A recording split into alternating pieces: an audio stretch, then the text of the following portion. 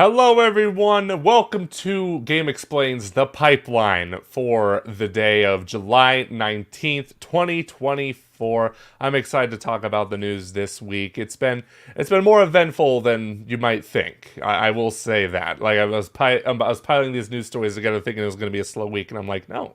There's a lot to talk about. So I'm joined by Andre, Don, and Tris. Let's get right into it with what I think is probably the most exciting news story of the week, at least in Halo the being Nintendo. canceled?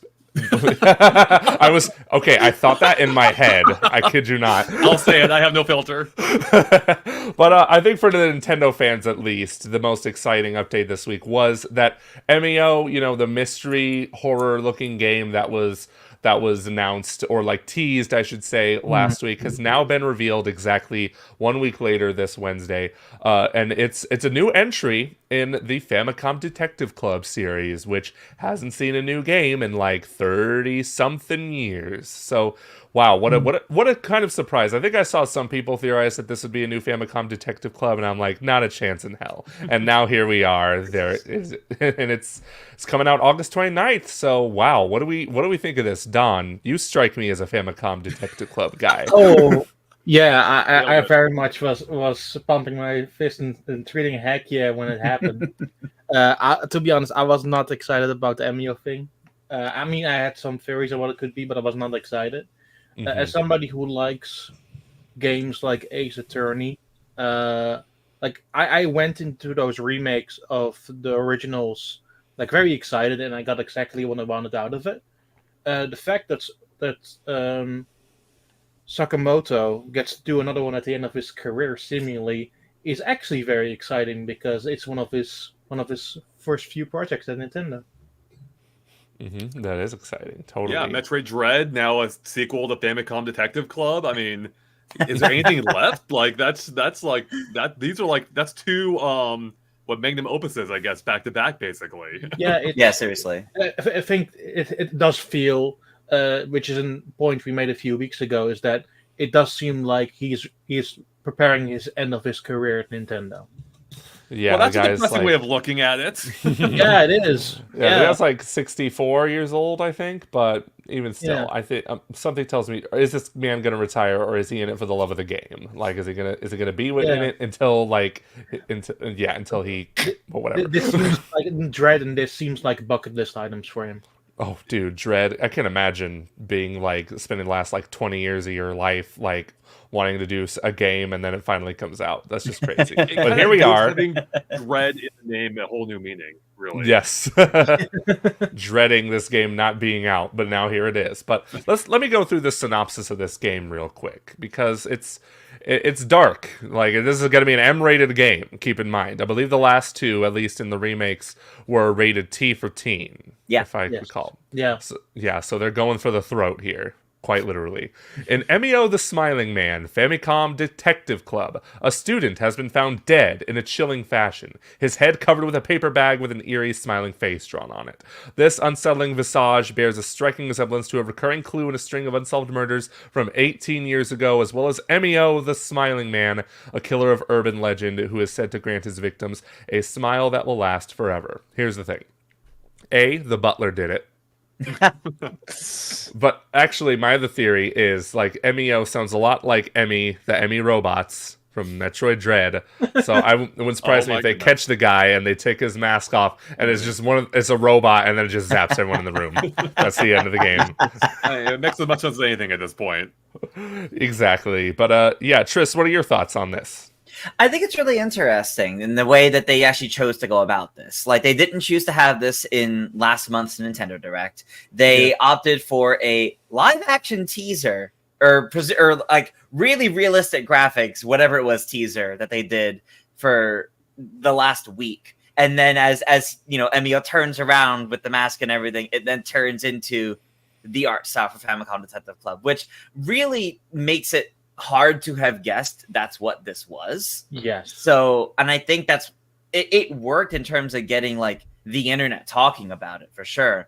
So I kind of understand why some people are disappointed at what this ended up being, but I think this is actually like a really huge deal. I mean, yeah, like first time in over 30 years that this series gets a new entry.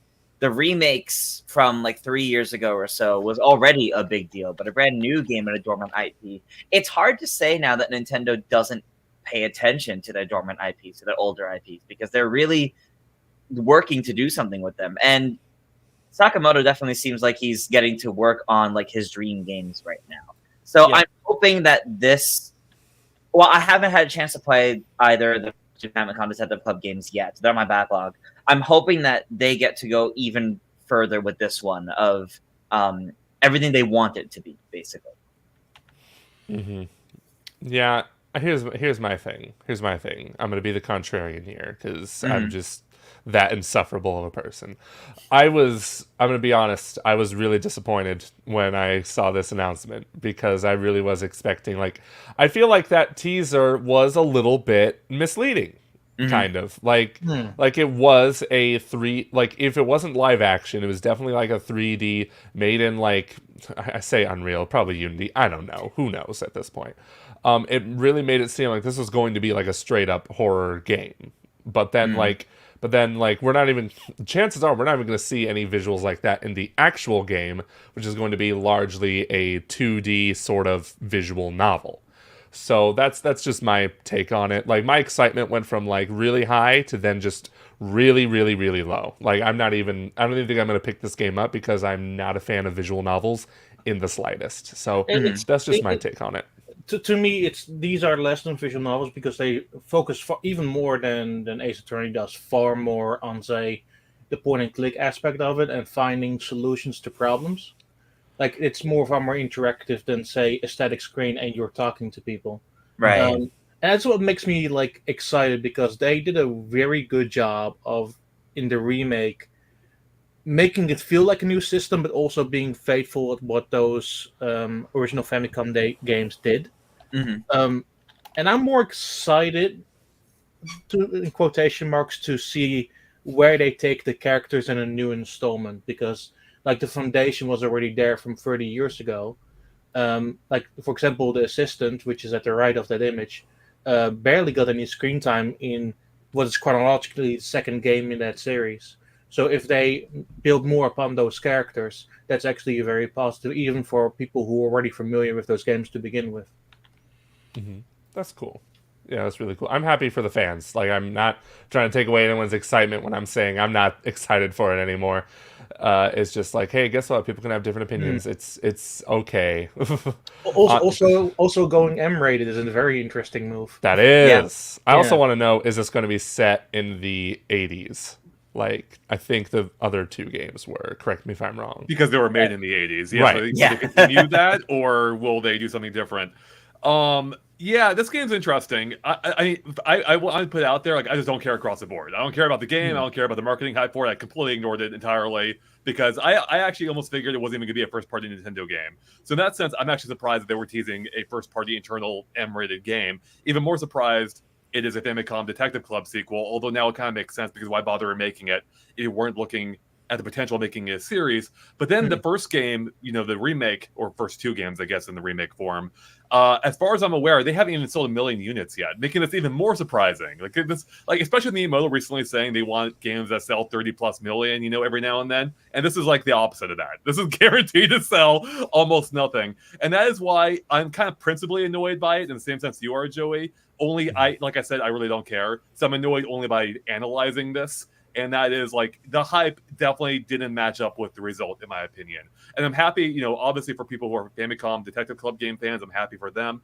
My thing is that marketing that they did actually going to affect sales at all? If it does, I'm happy for Nintendo. Great job. Maybe that was a genius move. On the other hand, I think it's probably going to slide more people than not.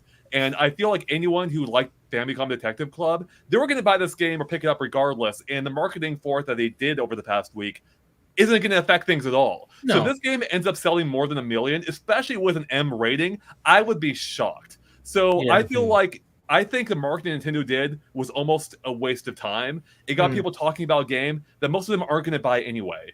And so it's like, For me, why? What was that yeah. for? Yeah, and For me, it and- was at first because I didn't care about the marketing to begin with, and was only excited when it came out. It was a Famicom. Good point. Exactly. Yeah, That's that's actually true. hilarious. That Yeah. for you didn't care until you actually knew what it was, and Yeah. that could have been the case for me too. Like I ignored the marketing hype because it's like this. I don't care. I'm like it's nothing. You're not telling me anything. And had it been a game I actually did care about, maybe I probably would have picked it up, and maybe I wouldn't have been principally annoyed by the marketing. In any case, not a huge deal. I'm at a point in my life where I just kind of ignore this crap until I actually know what it is. So I really don't care, as I said. But I do feel like it's kind of like that was kind of like a weak way of announcing something that was targeting a very niche demographic. Yep. Hmm. Yeah, I do think it's funny in retrospect where we're at now, where last week people were worrying this might have been made by Bloober Team, and now look where we're at now with this. Yeah, right. That actually is funny. Maybe one of the few times that the actual announcement that the hype actually that the speculation lessened the hype for the announcement to a degree that it actually ended up over delivering in some respect because it wasn't by that team. Yeah, really. Yeah. I got a comment from Natsu saying disagree. It got people talking, and I'm like, yeah, it did get people talking, but are they going to keep talking after this? Right? Are they going to buy it? And I will be happy to be. I'm open to being wrong on this. Maybe it will end up selling multiples of what the first game did. I would be very surprised because at the end of the day, this is essentially a point-and-click, dialogue-based adventure. Yeah. I played the remake. I didn't care about it. I even tried playing a more recent point-and-click adventure just a few nights ago by happenstance, being Broken Age from Double Fine, and I'm like, nope, these still aren't for me. And I can guarantee you right now, this game is not going to change that. Maybe I'm wrong. I doubt it. So, but it's also interesting from a European perspective, and this is purely me talking from a European perspective. So the remakes were not available in multiple languages, and this new game is. That's good, I guess. That is good. I mean, I guess that will probably at least improve the baseline sales for the game. So yeah. Yeah, and the game, I just scrolled down to the bottom of the page. The game costs $49.99 American. So not a fully price released, but I'm definitely not going to spend that much on a game I don't really care about already. But like I said, the Famicom Detective Club fans, and I know we keep saying visual novel, even though it's probably more in depth than a visual novel, but it's still visual novel adjacent. I guess. What I find interesting is that these games, the remakes at least, and I imagine the new game as well, are not made internally by Nintendo. They're made by Mages, who is sort of an accomplished company in this field.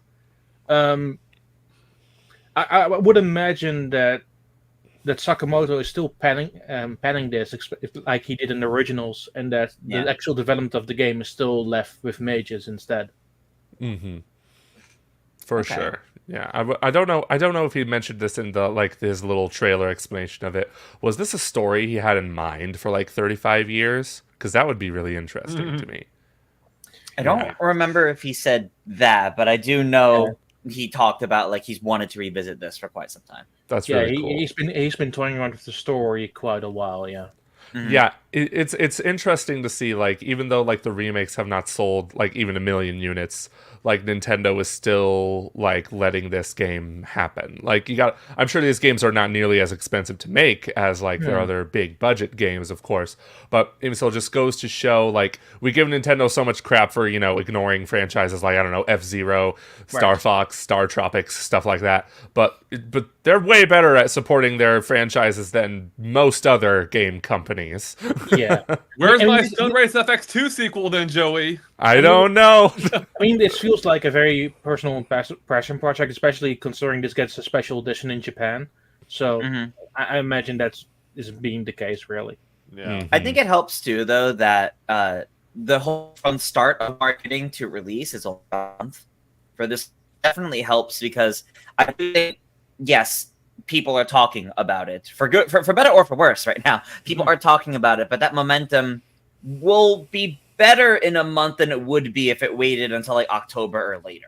So I do think this is actually a case of a shorter marketing cycle actually benefits this game, and I think that might be why they're being experimental with it. They did the really weird out of nowhere kind of marketing to get a bunch of people talking about it who otherwise, if they just saw this key art right here on a YouTube thumbnail, probably wouldn't even have clicked it in the first place. So is this Nintendo's first ever M-rated game officially published?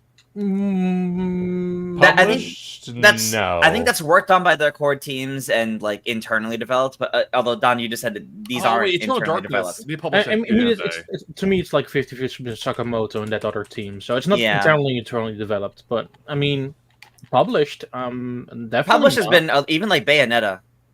So Oh Yeah. yeah, and then also, yeah, I think Nintendo published Eternal Darkness, I think, and that was published by Nintendo. Okay, so yeah, definitely not their first. I more my point is I would love for Nintendo to explore that space more. yeah. And Hmm. I am curious to see just how far this game goes in on it. What I'm suspecting is more of a technicality that just ended up happening to be M-rated rather than them, aiming to make an M-rated game. I think it's going to, it's probably going to have a little more gore than. In fact, do we know why it's rated M? Did they give Yeah, the description? we knew from Yeah. Australia that there is specific, really dark themes in there. Dark things, okay. Like, Yeah. I wouldn't Suicide, necessarily maybe? repeat them Yes. on another stream like this, but there were some very dark theming in this one. Yeah. If you name it, Andre, this game has it pretty much. Yes. Maybe I am interested, actually. I take it back. Yeah. Wow, so dark. What a dark man you are. Yeah. All right. The So, Dark any Knight. final thoughts on Famicom Detective Club before we go into the other best news No. of the week? No, it's pretty straightforward, to be honest.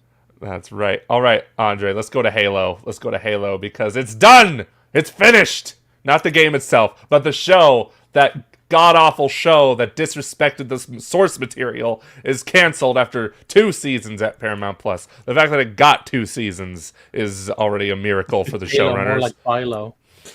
Yeah, it's just awful. Yeah, so according to Variety, Paramount Plus can confirm that Halo will not move forward with a 3rd season on the service. So it's canceled at Paramount Plus, means it could possibly be picked up by another network, and I don't know if other networks are really interested in this. We are Yeah. extremely proud of this ambitious series and would like to thank our partners at Xbox, 343 Industries, and Amblin Television, along with the showrunner and executive producer Dan Weiner, his fellow executive producer, blah, blah, blah. All the stuff doesn't matter. It's done. It's finished. It's completed. I only ever watched the first episode of this show, and I decided, no really thank care you. about this show? What was that? Did anybody really care about this show? I'm sure it had its fans. I mean, and I guess the numbers weren't terrible, but I think part of the issue is that the budget was so high that there weren't enough people watching. But yeah, I don't know too many passionate fans, Don, to answer your question. I actually sat through the entire first season. I didn't even bother with season 2, even though it supposedly was a little bit better. But Okay. by that point, like, they had already, and I'm not even that big of a Halo fan. Like, I dabble in it here and there, and I like Halo. But even I, as a casual fan, I'm like, this doesn't respect the source material at all. Like, it doesn't feel like Master Chief. It barely feels like Halo. And I'm like, why am I watching this? And this really kind of strikes at the heart of like a good adaptation, where you don't have to be, you don't have to be slavish to the original, but you need to respect it. And that's what they didn't do here. Like, within 10 minutes, Master Chief has his helmet off, probably even sooner than that. And it's like, I don't know this guy. It doesn't feel like Master Chief. And Oh, dude. Did the helmet off? Master Chief has his Constantly. helmet off 90% of the time. I And kid with you not. And with his helmet off, he just looks like a dude. Like, the rest of the suit is almost, you really need the helmet to tie it all together. Without the helmet, it looks like just a random guy wearing a bulky plastic suit. Yeah, Oh, it's God. just, Okay. and also their complete lack of. What really gets me is how, like, I think what really got me the first episode is like, okay, so this settlement's being attacked by the Covenant. All right, let's get the Spartans in there. Play the Halo theme. They didn't even touch the Halo theme outside of the intro, and I'm just like, my God, you guys. I know it's hard making a TV show. I know it's hard adapting a video game.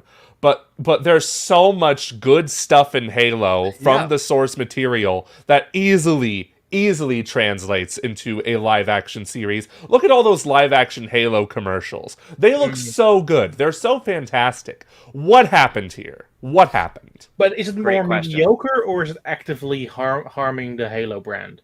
I think it actively harms the Halo I brand. think it did too. Especially, I mean, I don't know if we'll be able to like perceive that difference, but in terms of like just mind share, I think it hurt it.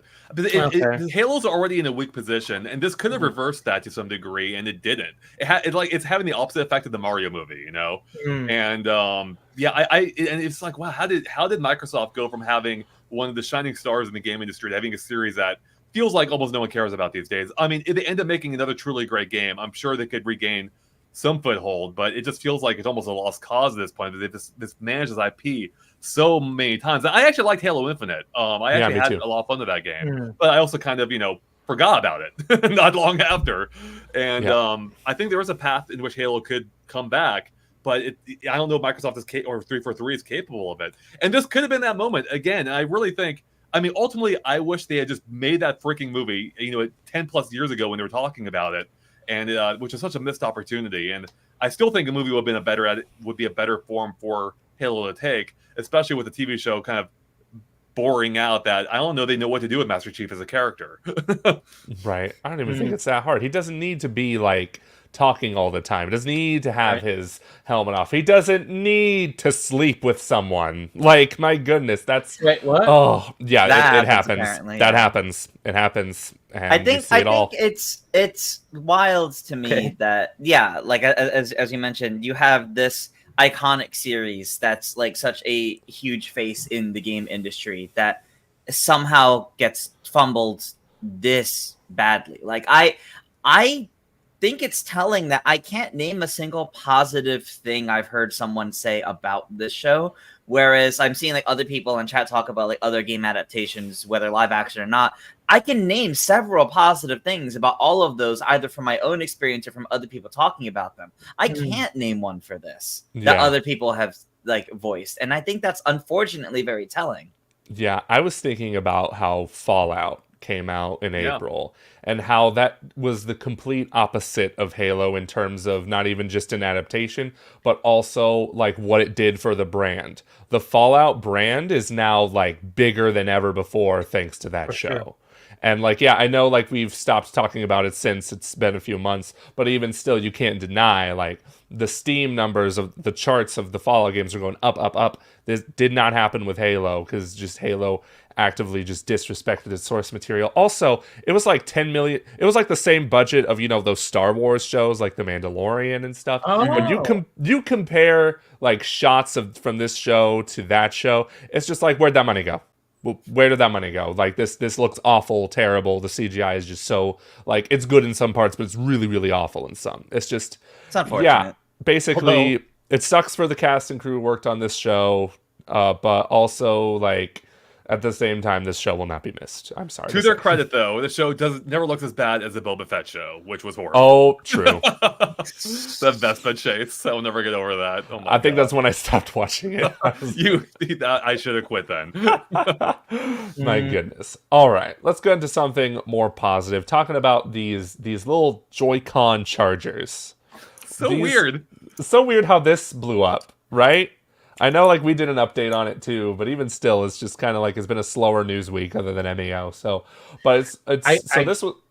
What were you saying, Don? I can't believe that they removed the actual Joy-Con grip of the charged Joy-Con grip part and just made a stand out of it. Exactly, it is just the Joy-Con grip. Sorry, Joey, finish out your... It's totally fine. I love your commentary because it's more interesting than what I got. Yep, it's a charger. It's a two-way charger dedicated to charging Joy-Con controllers, and it also charges those NES controllers for with hey, look at that little Nintendo World Championships NES edition advertisement. That's cool, I guess, and it's releasing October 17th. In time for Mario Party. Yeah. It's so funny though, because what's special about this is that it's Nintendo's own like official licensed one, because Power A and Hori have had officially licensed by Nintendo official Joy-Con chargers since year 1 or 2 of the Switch. For 30 years. Yeah, like they've had them the entire duration of the Switch. So what makes this special, Nintendo? Your brand put on it? Like I said,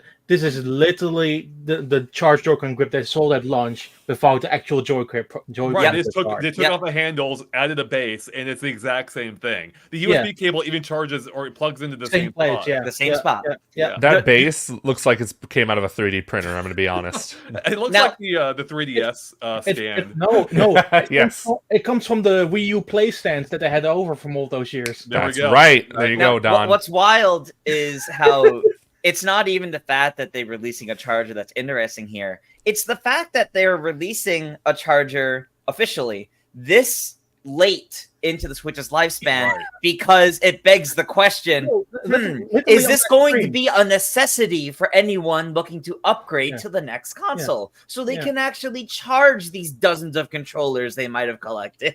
Literally on that screen, that's the same thing You about can the see it. stand. It's literally that's Yep. it. That's the So grip. funny.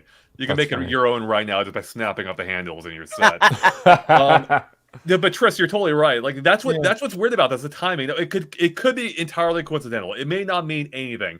Yeah. It's the timing just seems so weird. Like, why are they releasing this now?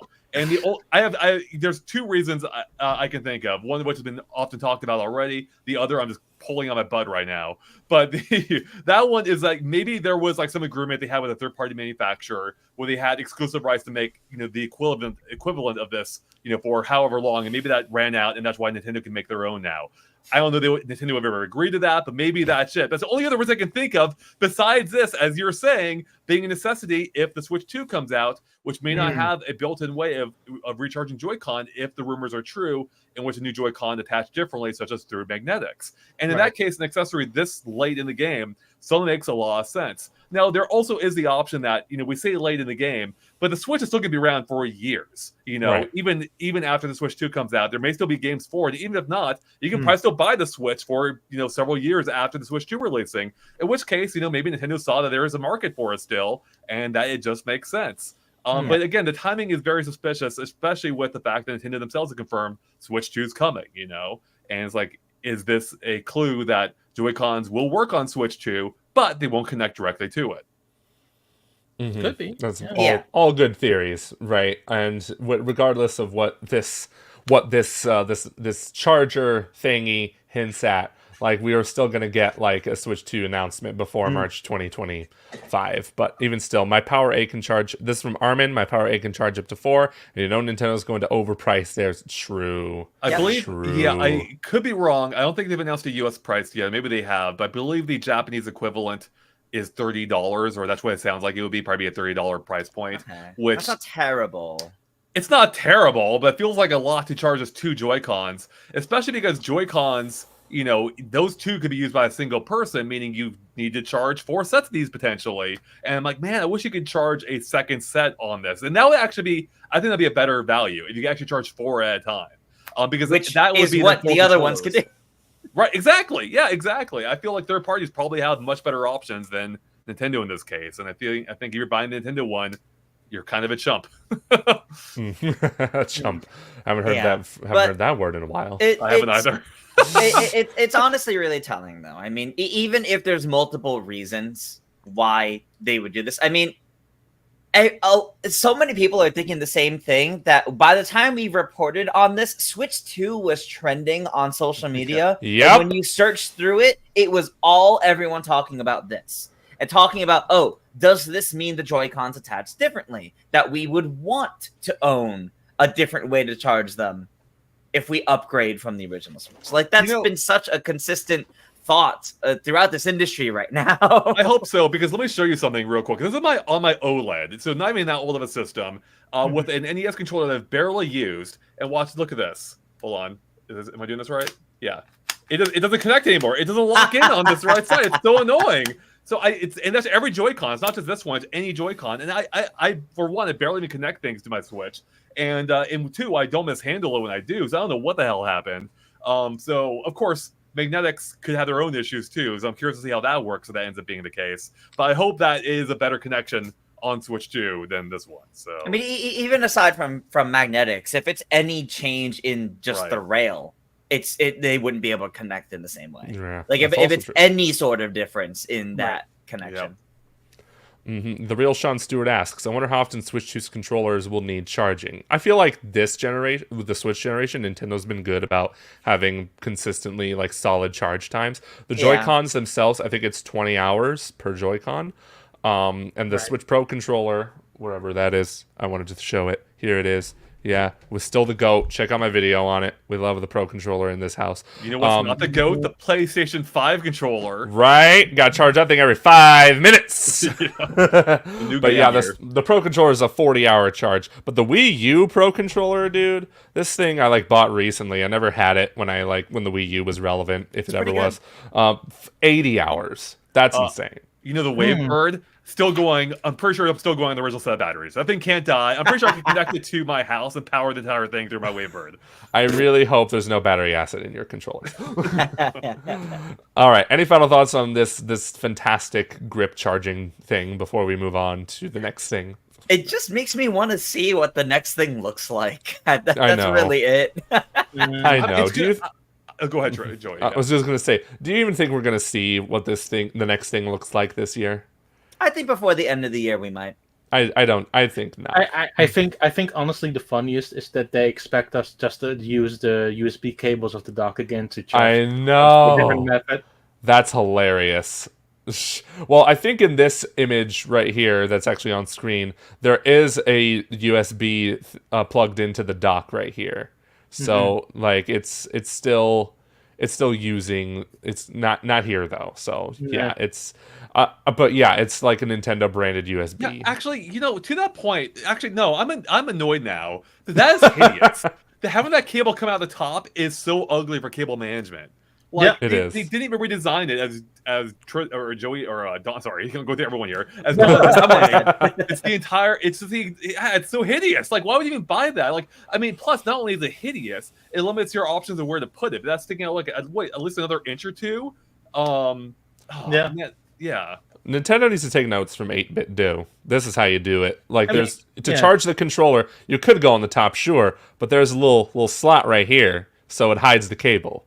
It's going to be so funny when this comes full circle, and they're like, because that one on the right, they'll be like, and look, if you still want to use your Joy-Cons while charging. I just don't see the advantage about not getting the recharge grip instead of The only difference I can think, Don, is you can charge NES controllers on this, which is nice, which you can't do in the grip. I say nice in a very loose manner.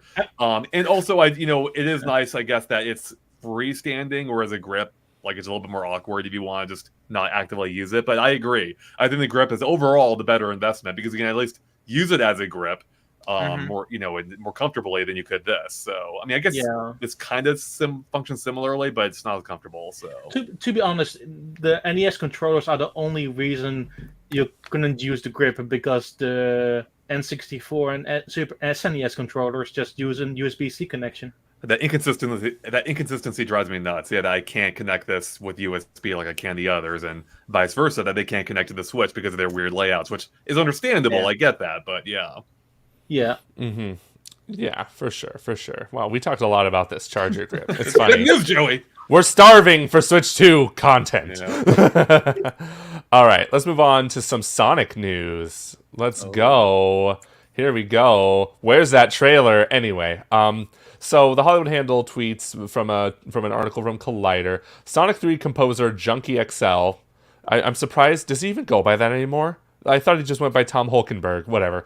Sonic 3 composer Tom reveals he has completed his work in the film and that he recently watched it, because you have to watch the film. You're composing, of course. It's such an exciting movie. It's just really interesting. Well, that's great to hear, Tom.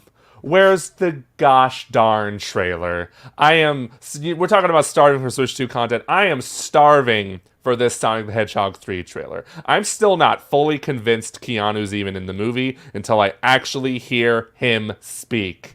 Yeah. My goodness. I just hope, but focusing on the music, because this is coming from the composer. He's composed the first two Sonic films, as well as a number of other films. Mad Max: The Fury Road was like his best soundtrack, bar none.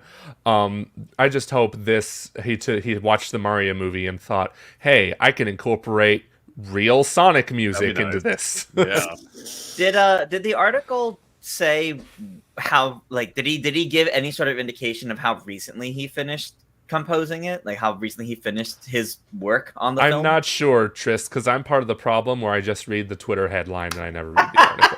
I would also assume that this, I'm scrolling through right now, but I would just assume that was the extent of his coverage talking about this movie. So, yeah. I mean, Here's the thing. The thing. I should have read the article. Actually, he says in this article, which was written 5 days ago, it says, actually, I saw the film for the very first time yesterday. I know what the film is all about. I've been in contact with the director, which I've also known for a very long time. He used to work with Tim Miller at Blur Studios, with Tim and Jeff at the time I did Deadpool, and after that, Terminator. okay, what I don't know. It's just an exciting movie. It's just really interesting. That's the extent of what he said. Okay, he so said he 6 saw days it. ago, he saw it. Yeah, I'm sure the film is mostly done.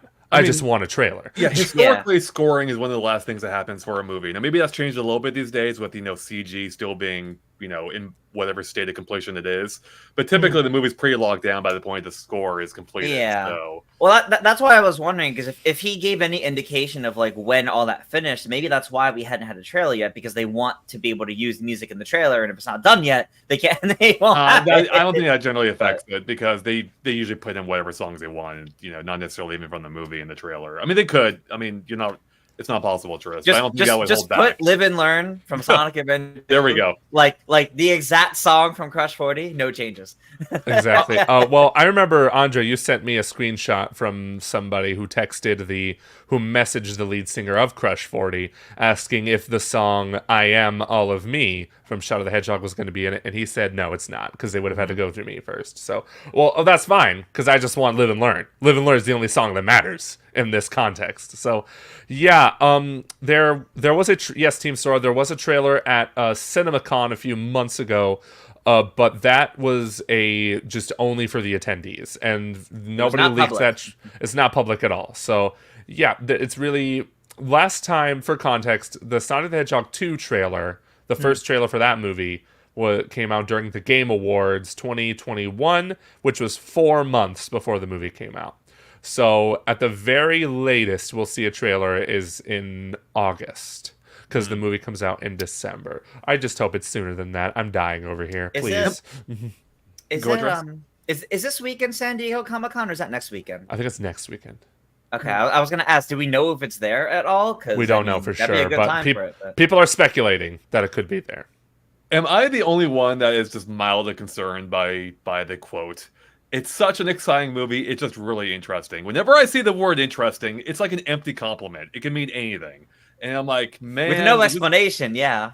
Well, you gotta imagine, how big of a fan is Junkie XL? That's what I'm thinking. Based on looking at the full quote too, he talks about how excited his sons will be to watch it, and I'm like, my personal fear is that they're making it feel like even more child focused, which I feel like 2 already kind of was leaning toward, which makes sense, because Sonic is largely appeals to children. But I'm like, man, I'm one of the few. I'm like one of the weird ones who they kind of lost me in Sonic 2. I much prefer the first one. And I'm like, man, maybe they're going all in on that demographic and just making it all like. I hope they are, Andre, because I love Sonic 2. Well, your kid will not like it even more then, Joey.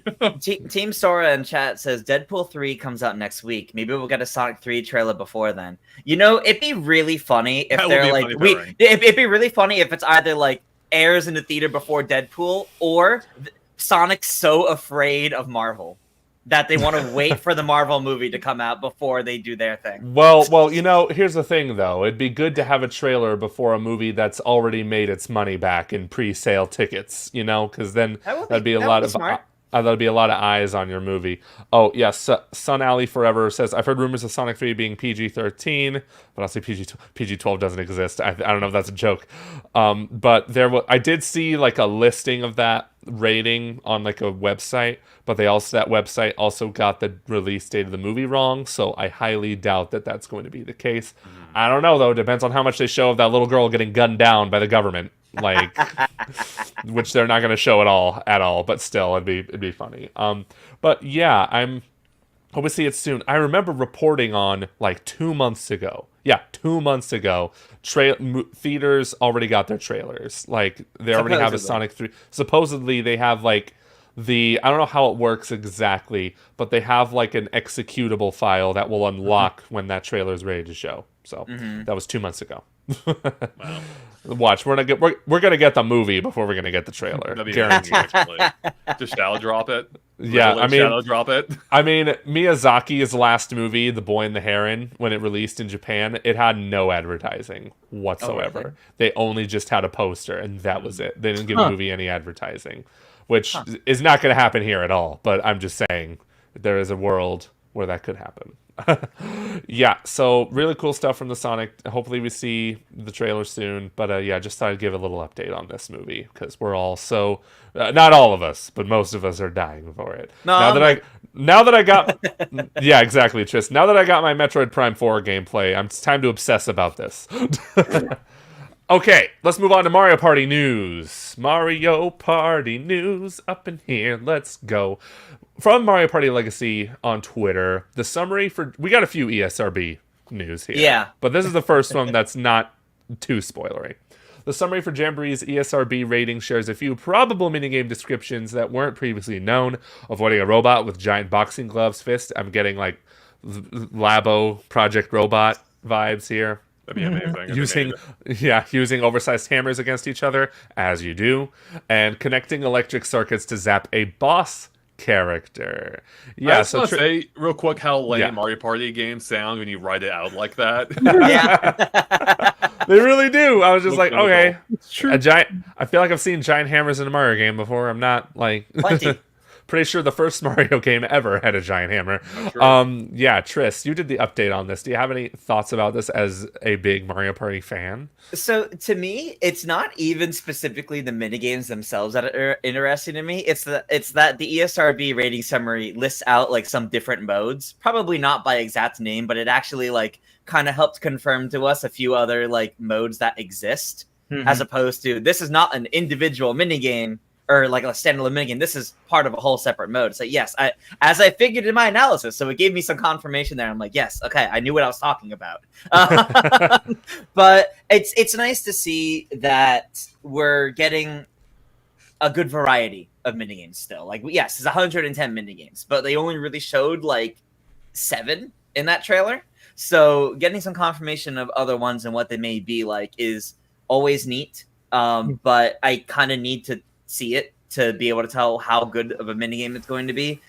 Just because, yeah, like Andre said, being written out like that, I mean, you could look back at any other Mario Party game and probably get some of the same descriptions Yeah, totally. for a lot of other existing minigames. Yeah. It's a little too vague. Mm-hmm. Well, what's not vague is that other ESRB leak, am I right?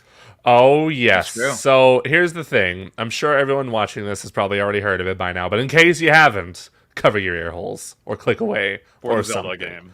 Yeah, so for Legend of Zelda, Echoes of Wisdom. What is with ESRB descriptions? I didn't think they were this descriptive. That's funny. Yeah, this is more recent.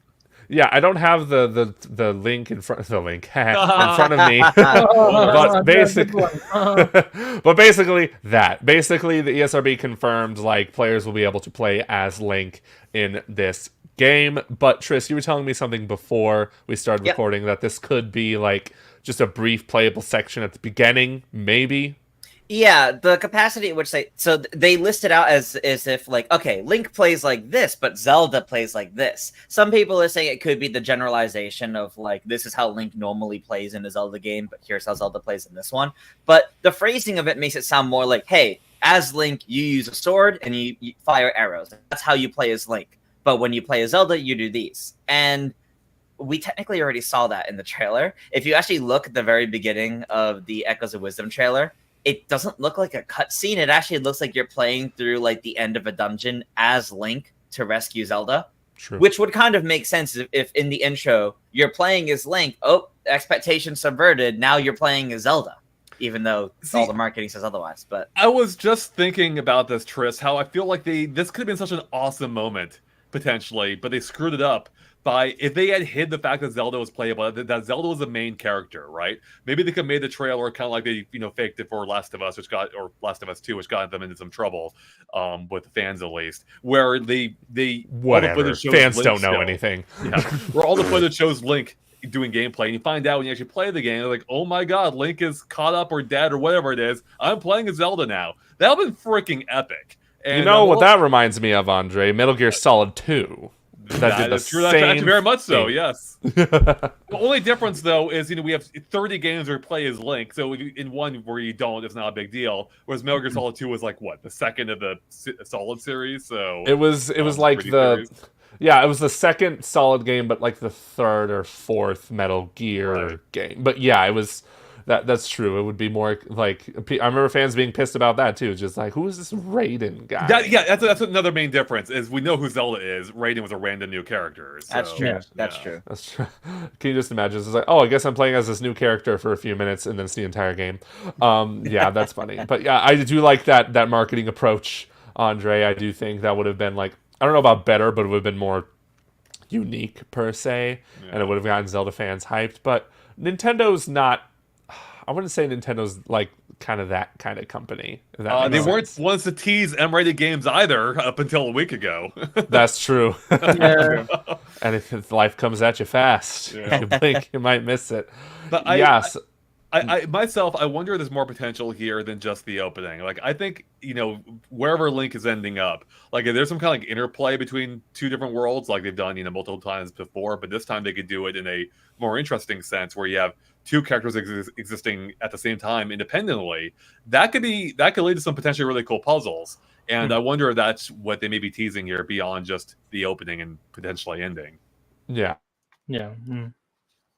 Yeah, That's what I I'm do think wondering, it's too, possible. Because, like, the thing that concerns me about Echoes of Wisdom is that... Oh, were you lagging for a second? Okay. But anyway, I think what really concerns me the most about Echoes of Wisdom is that Zelda's not going to be a fun character to play as, because she basically just throws beds at people. That sounds awesome. What are you talking about? That sounds amazing. Oh, but you know what I mean, right? It's just like she doesn't have like too many, like, at least from what we saw from the trailer. It's been a while since I've seen it. I didn't do an analysis on it or anything, but she pretty much just like she spawns enemies at people for like a tower defense kind of deal. She doesn't have like the wand she has doesn't really like do any direct attacks like a sword or something. That's what I'm concerned about, is that gameplay style is gonna get like old, or it doesn't feel as like, I don't know, satisfying to me as like having a sword and a shield. That's what concerns me. Yeah, the it most is about this different game. kind of active gameplay. Yeah, because it's not just playing as Zelda, but she plays exactly like Link. That they are making the distinct difference in how they play, and I could definitely see that affecting players' enjoyment of the game, because it's going to feel different than other Zelda games. And that might be another good reason to have Link there if you are playing as him in segments, because that would kind of help mix up the combat, give you some of that classic Zelda experience, while Zelda herself has this new, more novel way of playing. So I do agree, real quick, I do agree, Joey, that like I don't think mechanically it looks all that exciting to watch, but I think playing it could feel totally different, because I feel like combat in top-down Zeldas usually isn't that engaging anyway. So this actually could be more engaging, even if it doesn't look like it. Something that might be interesting is if Link is a different mode. So you go through the same game, same world, but you're much more limited in how you solve things and go through it as Link, because he doesn't have all the abilities Zelda has. He has this normal, you clear a dungeon, you get an item. He's much more restricted in doing it the intended way, so to say, while Zelda's encouraging you to think outside the box. I have a crazy idea, and ties literally into outside the box stress. Because what I mentioned before, one of my complaints is that, as far as I can tell thematically, there's no reason for them to be reusing the toy art style from Link's Awakening remake, right? There's no reason for it. That was a dream world. This, as far as we know, is just the normal Zelda world. What if this actually is like a toy box, and so Link is being transformed into the real world, and he exists as this giant entity, like a god, outside the little toy box? He can interact with things like picking him up and moving him around. Wouldn't that be amazing? Zelda Maker? No. Yeah. This seems like a VR game where like you see like the board in front of you in the VR That'd be headset. really And you cool, move stuff. yeah. Those are some real games. It's really cool. But yeah, any final thoughts on Echoes of Wisdom before we move on to some Splatoon news? Just that I'm surprised that the ESRB has revealed so much about these recent games, and I wonder if this is the end of it or not. Watch, we'll find out from an ESRB rating next week in Mario and Luigi that like Wario's in the game or something. That'd be amazing. That would be amazing, right? I mean, it's free marketing for Nintendo. It's not going to hurt sales, so It's really No, nice. it's just funny that it's like that they're revealing things about the games this way, technically. All right, let's move on to some Splatoon news. As we just, I think, like literally last night, got word that is this the final Splatfest, the Grand Festival Splatfest? Yes. Oh So- my goodness. So they already announced the Splatfest for August, which is going to be, what was the theming again? It was The what the would you theme for eat? August. Yeah, So what it's you eat. which would you eat every day? Bread, rice, or pasta? Yeah, that's going to be the final regular Splatfest, as they announced. That will be 2 years of support, and then slowly leaning into a repeat of the first season. That will be the final Splatfest. I see. Yeah. So what's And this what's final one is yeah? big. Tell me, Tris. Tell me, Tris. Yeah, You're so- lagging a lot, Tris. So I'm sorry if it Am seems I? like I'm interrupting you. So, Oh no, I wonder why I'm lagging a lot. I don't see any laggings. That's kind of weird.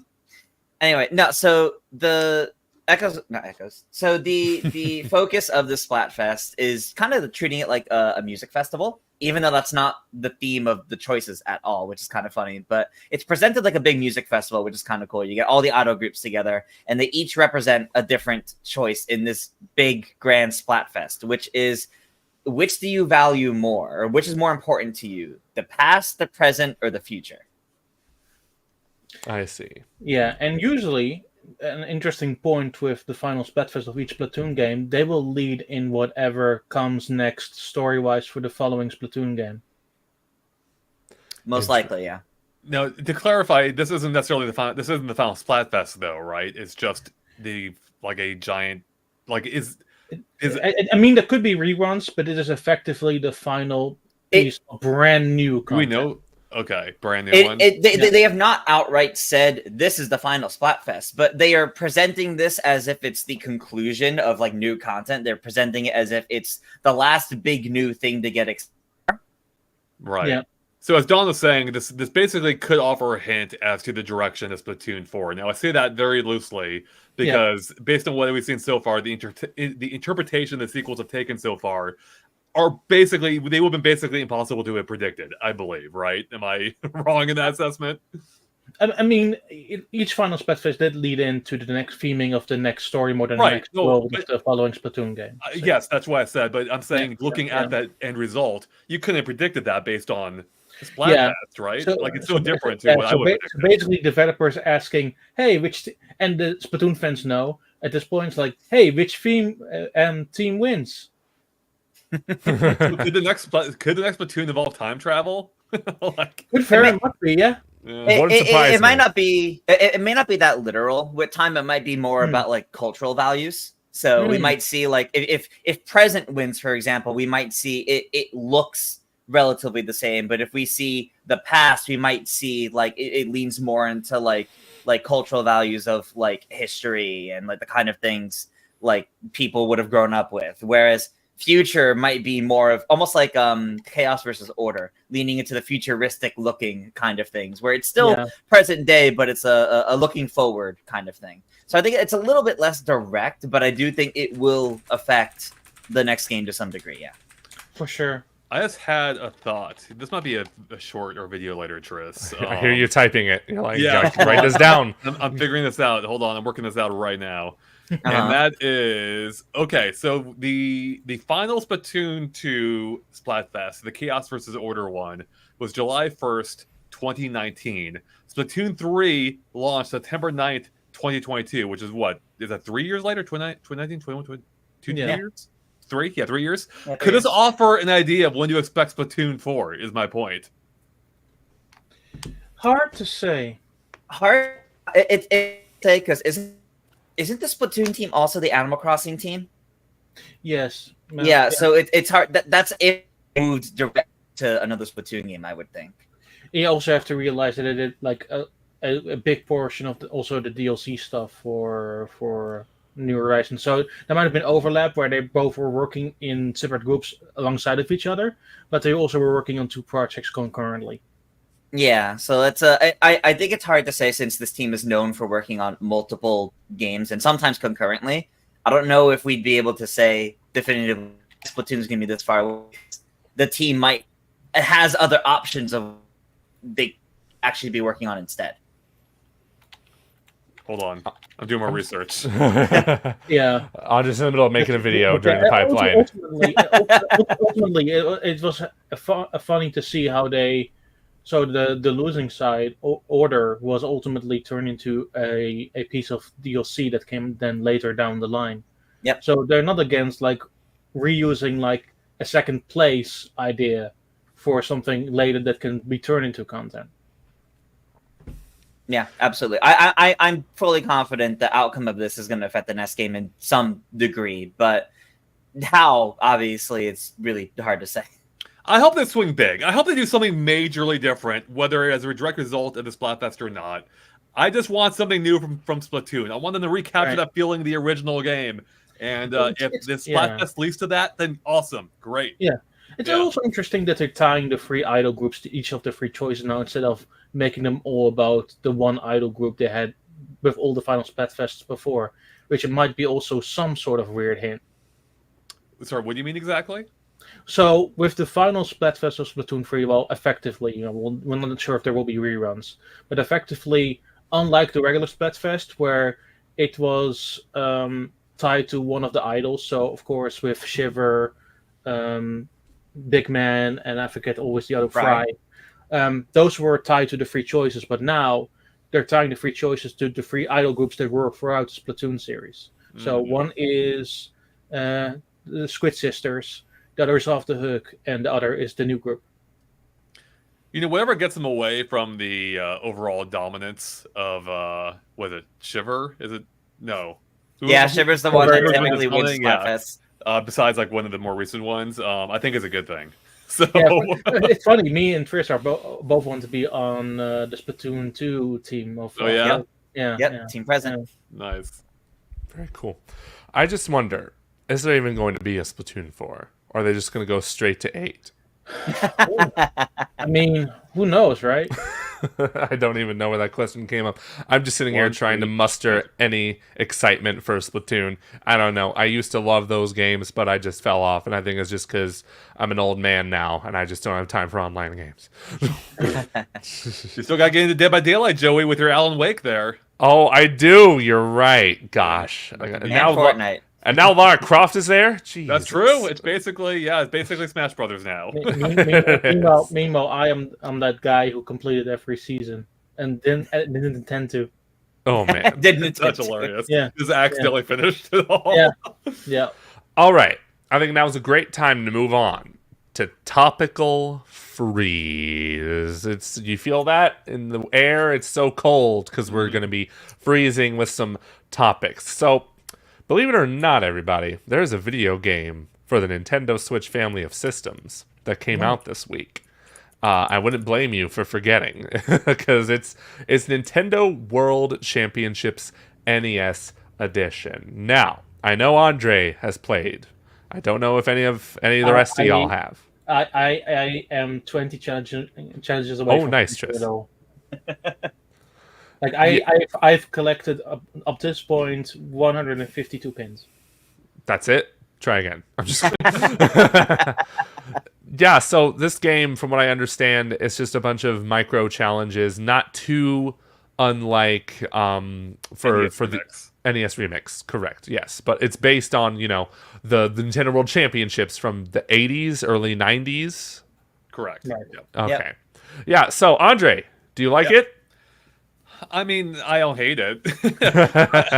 I mean, it's fine. I think what annoys me about it, I had fun with it, but it kind of felt like empty calories. Like I was doing a bunch of these like mini challenges for like not much other reason other than they were presented to me and I did them.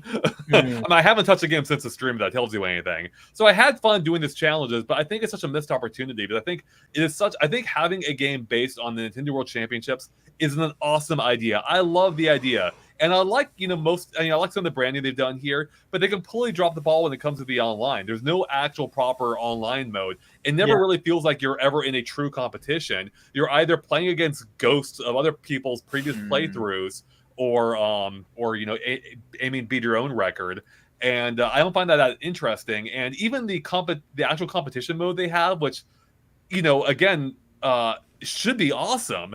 It seems so pointless. Like, it gives you 5 random challenges that are already in the game. You've probably already played them. You've probably already mastered them. And you can replay those 5 endlessly to better your time. You have a week to do so. And so you're basically, like, the goal is just to basically get a perfect run through in order to even be in the top of the leaderboards, I assume. And I'm like, Yeah. What's the point? It doesn't feel like anything. And it's like, it's such an awesome idea here. And they completely dropped the ball. Yeah, I think as somebody who progressed through like 5 games so far and went that the legend challenges, I think the legend challenges are detrimental to the overall flow of this game, because like the longer majority, ones. yeah, because they tout themselves as having very short, brief challenges, but then at the end, you have to play almost with warps for the entirety of Super Mario Brothers. Yeah. Right. And for me, that takes about 8 minutes to do. I'm not the best at it, but it's like, well, that's not a short challenge. You're just telling me to play for the entire game again. Yeah, you're right. I mean, interestingly, in the Mario 3 version of that, you actually can't use the warps. Like, you can't use the warp whistle, which is interesting. But I think this kind of like gets to the heart of the issue, Don. But I think there is a way in which that could have worked, and I think those should have been like more what the online mode is focused, or more what the championship mode is focused on. Likely, Yeah, like having those more longer challenges where there is room for skill expression rather than 5 micro challenges you can replay individually endlessly, where it's just a matter of how much time do you want to sink into this for a pointless ranking. I think the game is at odds with itself, because unlike NES Remix, where everything is short and brief and to the point, right? This feels like it starts out brief, but it wants to be something else by the end. And that could have been like be a separate mode on its own and be far more better suited for it than it's right now. Yeah. This game, I haven't played it, but looking at all the gameplay, I feel nothing. I still need to try the party mode, because I think the party mode, like in a room with friends, would probably be fun for like a little bit, just as something to do. But I'm more interested in trying that. I sat down last night and like did a little bit of like the some of the speedrun challenges, and like they're neat, but I don't see myself trying to sit there and go through all of them. Yeah, so. It's like a checklist. I mean, I'm not gonna lie, I had some fun trying to best some of them, but that's partially because I was invested in it because of the stream. Had I not been streaming it, I probably wouldn't have cared. It's like, who am I going to show these records to? No one's going to give a crap. I got 3 seconds and grabbing a mushroom in Mario. I do feel with some of the games that were there. For example, like one of my favorite NES games was Balloon Fight, and I aced those challenges like almost immediately. I got S or A's immediately on it. Like the only games that I found challenging in my regards are games I have less experience in, and those were few and far between. Like, you can look at my list here, actually, of like I played through these, played in about 3 hours on stream, and I either aced or S ranked almost every half the challenges or so, almost half the challenges within just a few minutes each. And so it's not even like it almost kind of devalued the accomplishment, because I'm like, did I really accomplish much if it didn't take me much effort to do it? Now, maybe it's because, Don, maybe we're like experts at NES games since we grew up in that era. I don't think it's so much that as it is, it's just not that hard to, best these challenges because they're so short. It's just timing 1 or 2 elements and you have it. So my first run on that Legend version of Super Mario Bros. Took me about 10 minutes. I got a B++. Right. And I got 30 seconds less, and then I got an A. So I don't think they're necessarily hard to complete at all. It just you need to have some basic understanding of how the mechanics work. Yeah. Yep.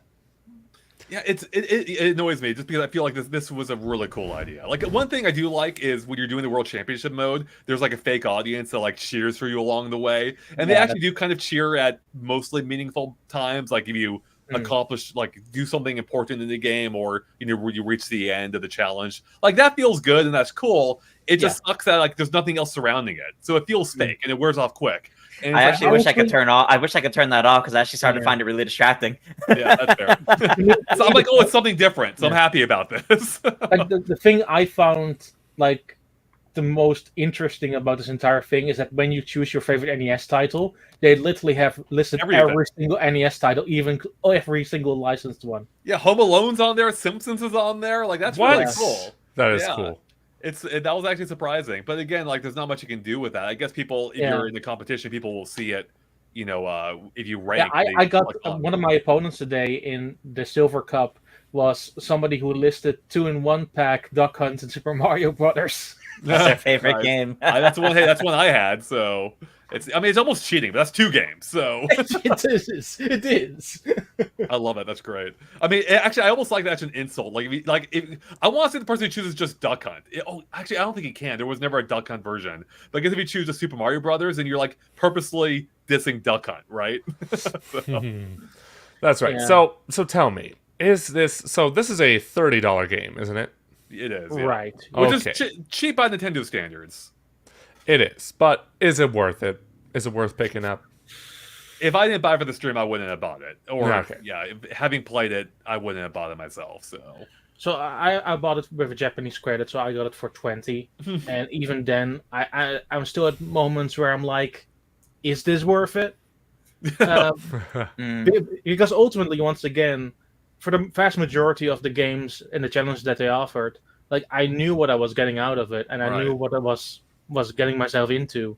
It's just that I think it's kind of lazy for the Legend Judge to basically, hey, play through the game. So with Donkey Kong, as you can see on the screen now, it's just basically, hey, play for all the 3 stages and win.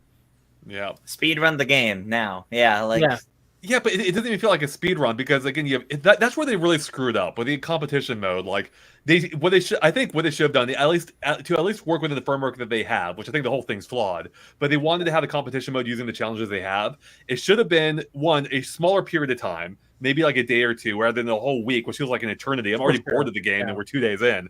But have it so you only get like maybe 1 or 2 attempts. Maybe you get infinite retries of the events if you want. But once you go for the actual once you want to lock in a score, you're locked in. Like once you make the actual attempt, that's it. And finally, all 5 challenges, which if they want to stick with that is fine, even if they're from the game you've already, the ones you've already played. They should have been back to back to back.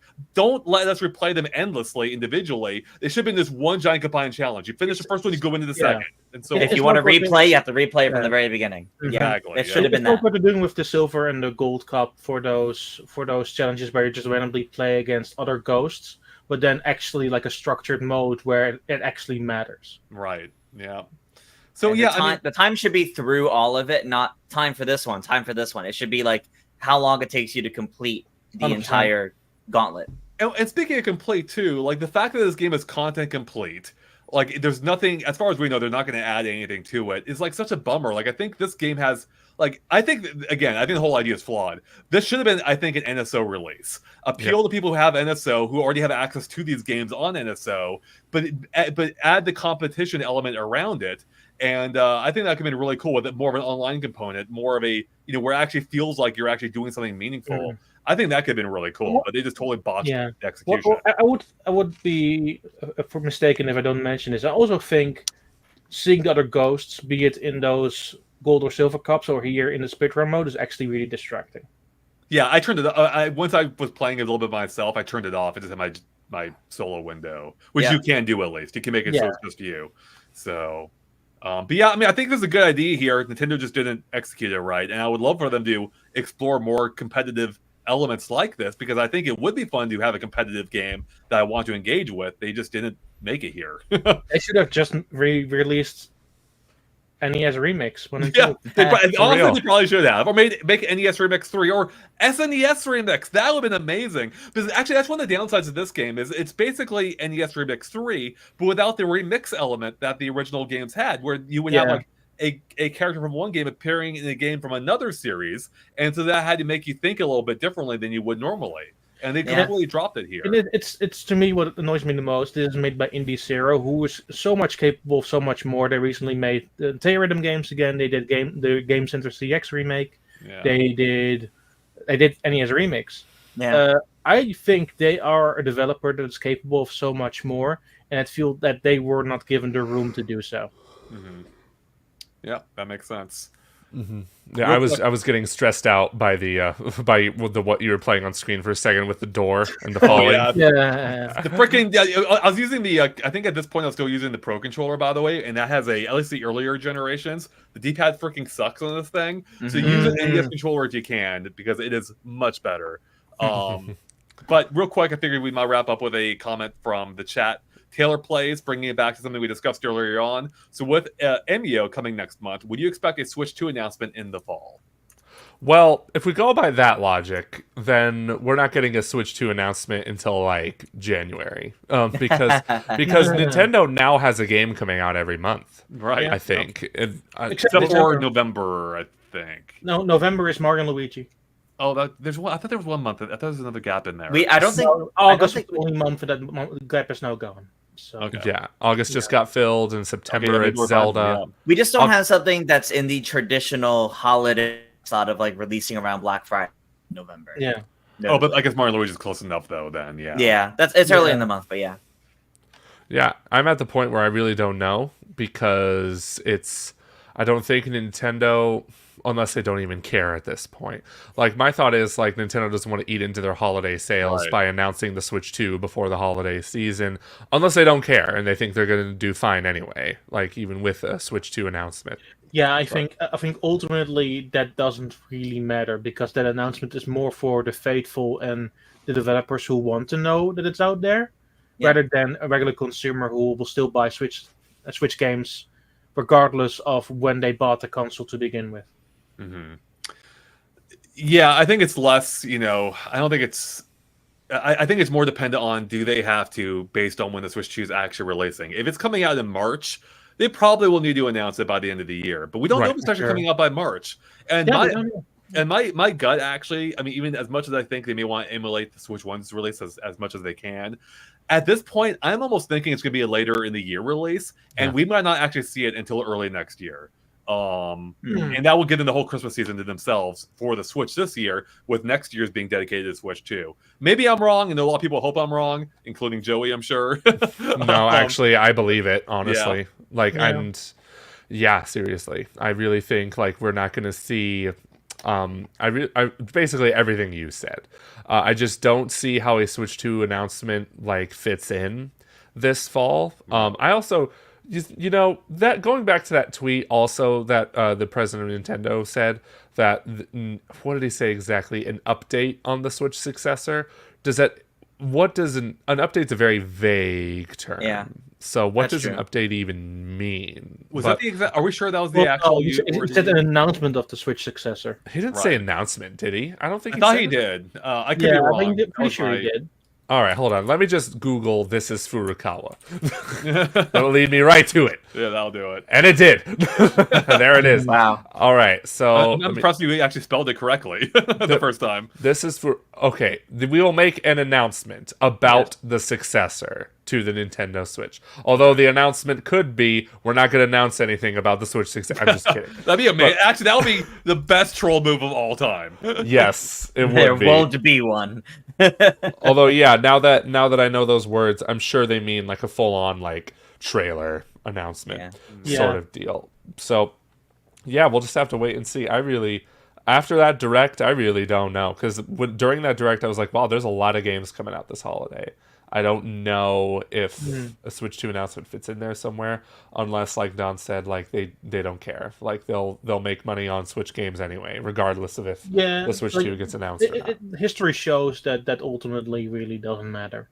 hmm Yeah, I mean, that Switch announcement back in 2016 really affected the sales of Paper Mario Color Splash.